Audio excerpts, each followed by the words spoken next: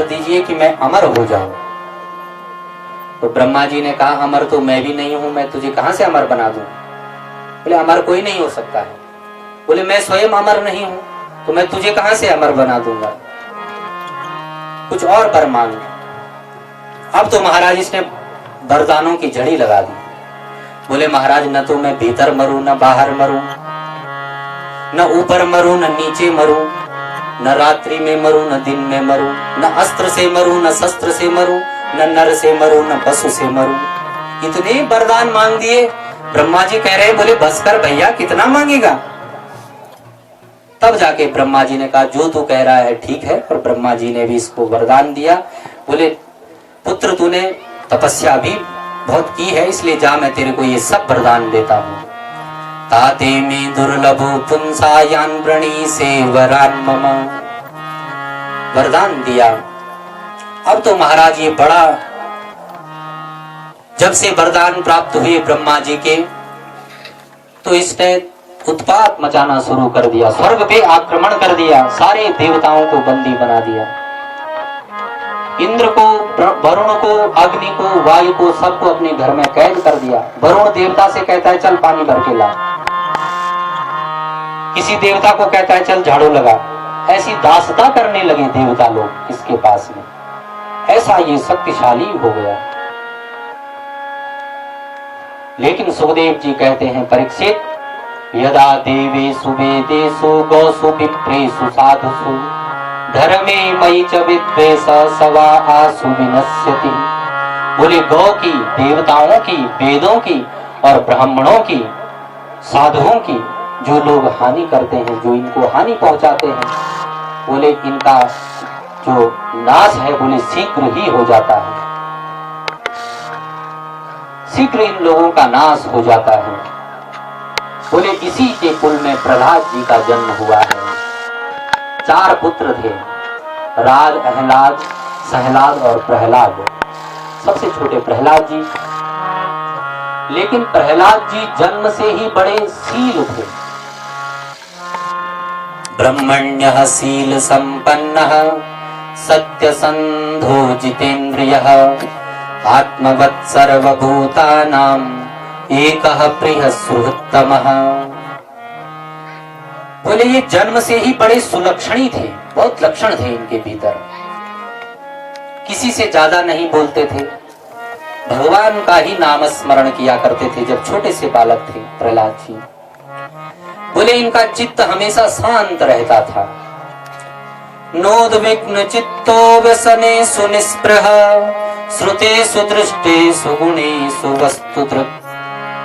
कोई भी विघ्नता इनके चित्त में नहीं। बोले जन्म से ही इनको एक ग्रह ने ग्रस लिया। कौन सा ग्रह? बोले अन्य कोई ग्रह हो, राहु शनि केतु, तो उसकी शांति हो जाती है। अगर कोई ग्रह लग गया हो तो उसकी ब्राह्मणों के द्वारा ग्रह शांति हो जाती है। लेकिन इनको ऐसे ग्रह ने ग्रस लिया, बोले इसकी शांति करवाना बड़ा मुश्किल है। कौन सा ग्रह? बोले कृष्ण ग्रह गृहीतात्मा न वेद जगदीश्वरम। कृष्ण रूपी ग्रह ने इनको जन्म से ही ग्रस लिया था।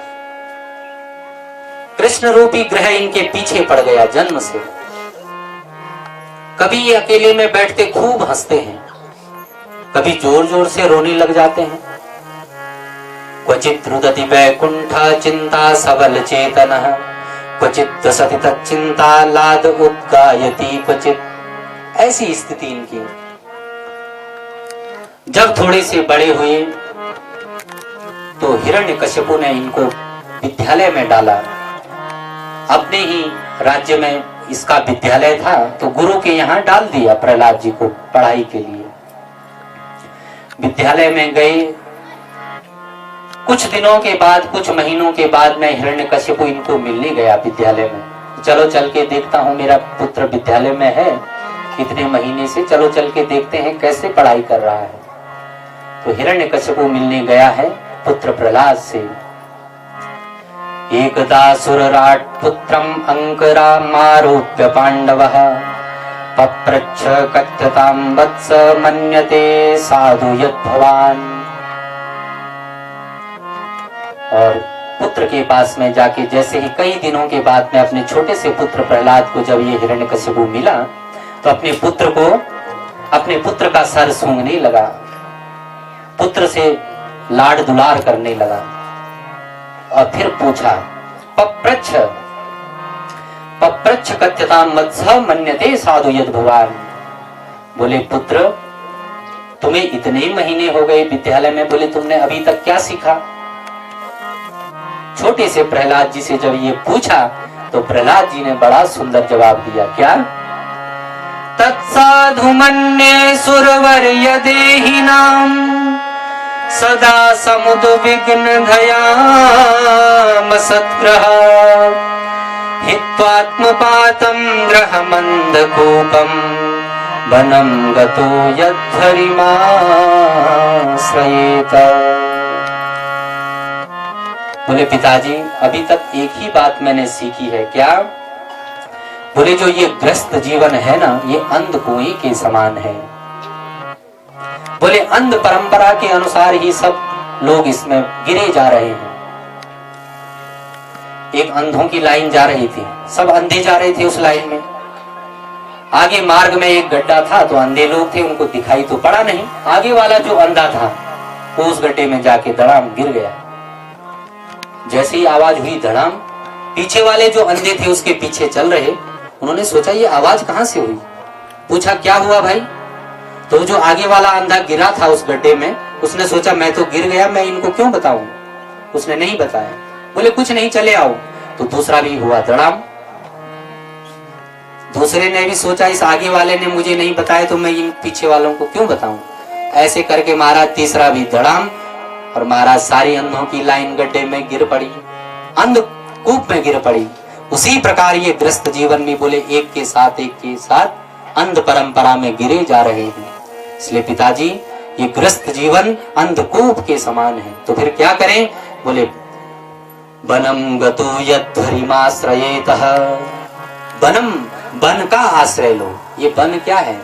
बोले वनम वृंदावनम, भगवान वृंदावन बिहारी के चरणों का आश्रय ग्रहण करो पिताजी। हिरण्यकशिपु को बड़ा क्रोध आया। छोटा सा बालक ऐसी बात कर रहा है। बोले बालक को जो पढ़ाया जाएगा वही तो बालक कहता है। जैसे आप छोटे बालक को कहोगे वही तो वो कहता है। बोले शायद किसी ने इसके कान में डाला है, शायद विष्णु का कोई दूत यहाँ विद्यालय में घुसा है, वही सब इसको पढ़ा रहा है। तुरंत गुरुजी को बुलाया। संडाबर्क इसके गुरु थे। संडाबर्क से पूछा, बोले ये ऐसी बात कर रहा है, क्या आपने इसे सिखाया है? बोले महाराज हमने तो इसे ये सब बात नहीं सिखाई, हमारे यहाँ तो जो विद्या चलती है हमने तो वो पढ़ाई। तो गुरुजी ने प्रहलाद के पास जाके कहा, बोले बेटा प्रहलाद जी के सर में हाथ फेर के बोले, वत्स प्रहलाद भद्रम ते सत्यम कथय मामृषा। बेटा प्रहलाद तू सच्ची सच्ची बता दे, तू तेरी ये खोपड़ी खराब किसने कर दी? तुझे किसने बता दी ये बातें?